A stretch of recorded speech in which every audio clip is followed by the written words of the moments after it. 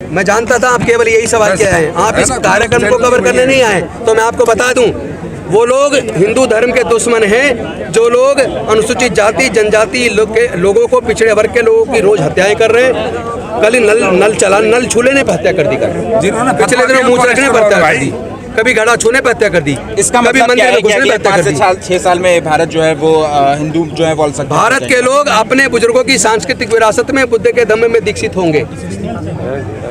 या तो भारत के लोग खासतौर पे जो सारे संसाधनों पे काबिज है, देश के कॉन्स्टिट्यूशनल पोस्ट पे काबिज है, वो लोग भारत से जातिवाद को जड़ से खत्म करने के लिए सामने आए। भारत के न्यायालय, भारत की सरकारें, राज्य सरकारें, सारी कॉन्स्टिट्यूशनल पोस्ट पे बैठे हुए लोग या तो भारत से जातिवाद को खत्म करने के लिए सामने आए। अगर वो जातिवाद को खत्म नहीं करेंगे तो हमारे लोग अब जाति की वजह से अपनी और जान गंवाने के लिए तैयार नहीं है। आपने मंत्री पद से इस्तीफा दिया, आपने अभी मंच से बोला कि आप मंत्री पद पे रहते हुए वो काम नहीं कर पा रहे थे अपने समाज के लोगों के लिए, इसका क्या मतलब? देखिए, मंत्री के पद पे रह के आप एक कॉन्स्टिट्यूशनल पोस्ट पे हैं तो आपको विभागों के सारे काम भी कर रहे हैं, आपको वो दायित्व निभाना है। तो पूरे देश में जाके जितना टाइम देने की जरूरत होती है वो टाइम आप नहीं दे पाते। क्या दिल्ली सरकार की तरफ से कोई दबाव था आपके ऊपर? नहीं, मुझे किसी का कोई दबाव नहीं है। हाँ, मेरे समाज का दबाव जरूर है कि मेरे समाज पर रोज जनजाति हो रही है, उसमें मुझे क्या भूमिका निभानी चाहिए। तो मैंने कहा ठीक है, मैं रिजाइन करके अपनी भूमिका निभाने के लिए आ रहा हूँ। आखिरी सवाल कि EWS कोटा पर भी आपने बोला कि वो गलत है, सुप्रीम कोर्ट का फैसला जो है वो गलत है, उस पर आप मैं पूछना चाहता हूँ, उस कोटे में जिनका टोटल जनसंख्या 12% है उनको आपने 10% दे दिया और बाकी का जो 40% और जो ओपन कैटेगरी वो भी उनको दे दिया, तो उनको तो आपने 50% दे दिया।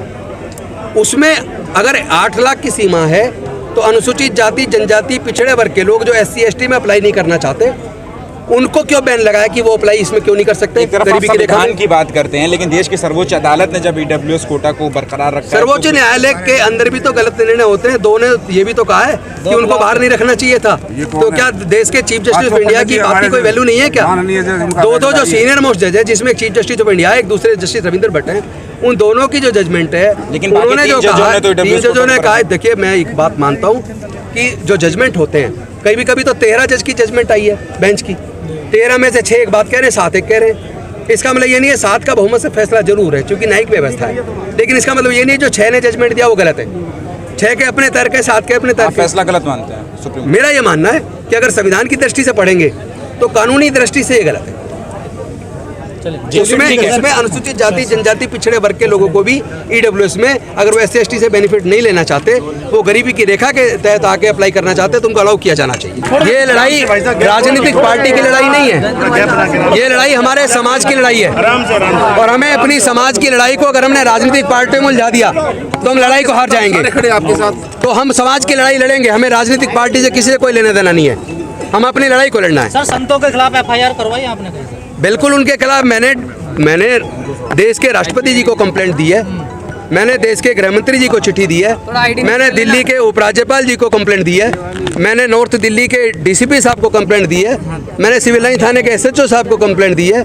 रिसीव हुए अभी लगभग मेरे ख्याल से कम 20-25 दिन हो गए और मुझे बड़ा अफसोस है कि अभी तक उस पर मुकदमा दर्ज नहीं हुआ।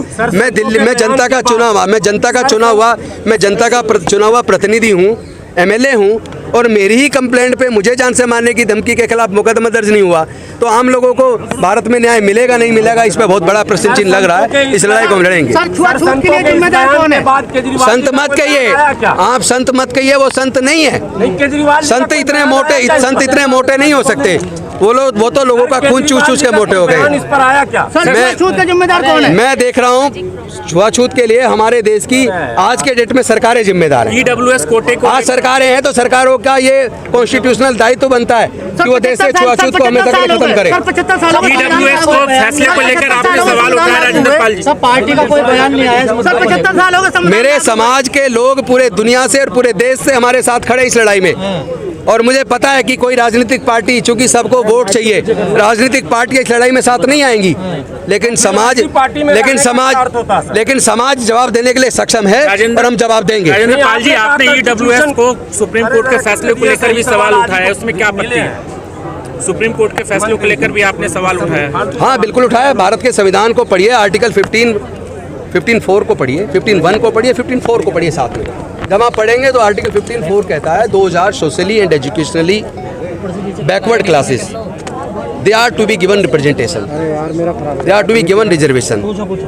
और उसमें जो बाद में जजमेंट एक सुप्रीम कोर्ट की आई, उसमें उसका आधार बताया कि एफिशिएंसी खत्म नहीं होनी चाहिए, एडिक्वेट रिप्रेजेंटेशन होना चाहिए। तो adequate 2000 more than represented, more than their population 2000 represented, यानी जो इनएडिक्वेट रिप्रेजेंटेशन उनका लेस नहीं है बल्कि बहुत ज़्यादा है, और जो सामाजिक और शैक्षणिक दृष्टि से भी पिछड़े नहीं हैं, तो उनको रिजर्वेशन देना ये संवैधानिक दृष्टि से तो गलत है, ये मैं अभी भी कह रहा हूँ। और उसमें ये और भी ज़्यादा गलत है कि अगर उस EWS कोटे के अंदर अनुसूचित जाति जनजाति पिछड़े वर्ग के गरीब लोग अगर वो SC/ST कोटे में क्लेम नहीं करना चाहते, वो गरीबी की रेखा में क्लेम करना चाहते हैं, उनको उसमें मनाइए। तो ये बिल्कुल इलीगल जजमेंट है। आप नहीं मानते हैं सुप्रीम कोर्ट के इस फैसले को? नहीं, कोर्ट का फैसला है तो मानना तो सरकारों की और सबकी जिम्मेदारी है, लेकिन मैं उसकी जब समीक्षा करता हूँ एक वकील होने के नाते, एक लीगल एक्सपर्ट होने के नाते, जब मैं समीक्षा करता हूँ तो मुझे उस जजमेंट में पूरी तरीके से न्याय नजर नहीं आता। सर आपने अभी 17 पूरी देश में लागू नहीं है, कौन जिम्मेदार? केंद्र की सरकार जिम्मेदार और न्यायालय भी जिम्मेदार है। सर छुआछूत के लिए किसको कटघरे में खड़ा किया जा सकता है? नहीं, मैं तो कह रहा हूँ ना, भारत की सरकारें जिम्मेदार है जो छुआछूत करती हैं, जो इस तरह की घटनाएं कर रहे हैं, उनके खिलाफ बेहद सख्त कार्रवाई होनी चाहिए, जो नहीं हो रही है। क्या राष्ट्रपति को पार्टी बनाया जा सकता है? ये कोई सवाल है आपका? बौद्ध धर्म को लेकर भी आपने कहा कि आने वाले दिनों में बौद्ध धर्म बहुसंख्यक हो जाएगा, हिंदू धर्म कम हो जाएगा। पूरे दुनिया में ऑलरेडी बहुसंख्यक हो रहा है। पूरे दुनिया में लोग बौद्ध बनने, भारत की बात नहीं है, पूरे दुनिया में बन रहे हैं अपनी अच्छाई की वजह से, क्योंकि ये भारत का धर्म है। बौद्ध धर्म भारत से क्या पूरी दुनिया ने स्वीकार किया, मानवता और शांति का संदेश पूरी दुनिया को बुद्ध के धम्म ने भारत से दिया। हमारे देश के प्रधानमंत्री जब विदेश में जाते हैं तो कहते हैं मैं बुद्ध के देश से आया हूं। तो जो धम्म सबके लिए मानव कल्याणकारी है, जिसमें समता, स्वतंत्रता, बंधुता, न्याय, प्रज्ञाशील, करुणा और मैत्री की बात है, उसको तो सबको, सभी धर्म के लोगों को, मानने वाले लोगों को बुद्ध के धम्म को मानना चाहिए। और बुद्ध का धम्म धर्म नहीं है, पहले ये समझ लीजिए। धर्म में और धम्म में अंतर है। धर्म चलता है धर्मशास्त्र से, और बुद्ध का जो धम्म है वो धर्म नहीं है, वो चलता है वैज्ञानिक दृष्टिकोण से, वो चलता है बुद्धि और विवेक से। वो किसी भी धर्म को मानने वाले लोग बौद्ध हो सकते हैं जो बुद्धि का इस्तेमाल करें, जो ज्ञान का इस्तेमाल करें, जो समतावादी हों, जो किसी भी प्रकार के अंधविश्वास और पाखंडवाद में भरोसा ना करें। सर एक सवाल है मेरा, क्या आपने अभी संवैधानिक आपका सवाल का जवाब रहने का सर बात अभी अपने मंच से कहा कि मंत्री पद से मैंने इसलिए इस्तीफा दिया कि वो संवैधानिक पद था, तो लेजिस्लेटिव मेंबर होना भी तो संवैधानिक पद है। नहीं, आप इसको पढ़िए पहले। मंत्री का जो पद है उसका दायित्व एक सरकार के अंदर अपने क्षेत्र की जनता, दिल्ली की जनता के प्रति बहुत बड़ा काम, जिम्मेदारी होती है। लेकिन MLA एक स्वतंत्र व्यक्ति होता है जो सवाल उठाता है, मंत्री सवाल नहीं उठाता। मंत्री जनता के पूछे हुए सवालों का जवाब देता है, लेकिन MLA सवाल उठाता है। वो रोड पे भी सवाल उठाएगा, वो कोर्ट में भी सवाल उठाएगा, वो विधानसभा में लोगों के मुद्दों को उठाएगा, लेकिन मंत्री नहीं उठा सकते। नोटों पर गणेश लक्ष्मी की फोटो की डिमांड हो रही है सर देश में। नहीं, मैं तो स्पष्ट कर चुका हूँ, भारत का जो राष्ट्रीय चिन्ह है उससे बड़ा कोई भारत में कोई व्यक्ति और कोई धर्म नहीं हो सकता। हमारा राष्ट्रीय चिन्ह जो भारत को गौरवान्वित करता है वो सबसे बड़ा है। और बाबा साहेब तो वैसे भी दुनिया के सबसे बड़े अर्थशास्त्रियों में से एक हैं। बाबा साहेब का जो रिसर्च वर्क था, दी प्रॉब्लम ऑफ रूपी in India and it's solution, जो बाबा साहेब का रिसर्च वर्क था, उस रिसर्च पेपर के ऊपर भारत का रिजर्व बैंक की स्थापना हुई। तो मैं समझता हूँ अच्छा विकल्प हो सकता है कि बाबा साहेब की पोर्ट्रेट जो है, मूर्ति जो है, वो भारत के उसमें लगनी चाहिए। बहुत बहुत धन्यवाद।